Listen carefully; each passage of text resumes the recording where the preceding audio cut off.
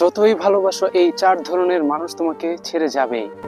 এক, যেই মানুষটা শুধুমাত্র নিজের ইচ্ছে হলেই তোমাকে সময় দেয়, অন্য সময় খোঁজও নেয় না। সেই মানুষটা সারা জীবন তোমার জীবনে থাকার মতো মানুষ না। 2, যেই মানুষটার মনে তুমি ছাড়া অন্য কেউ আছে, সেই মানুষটা একদিন না একদিন তোমাকে ছেড়ে যাবে, কারণ সে তোমাকে কখনোই নিজের জীবনে প্রাধান্য দেয় না। তুমি তার কাছে শুধুমাত্র অপশন, প্রয়োজন না।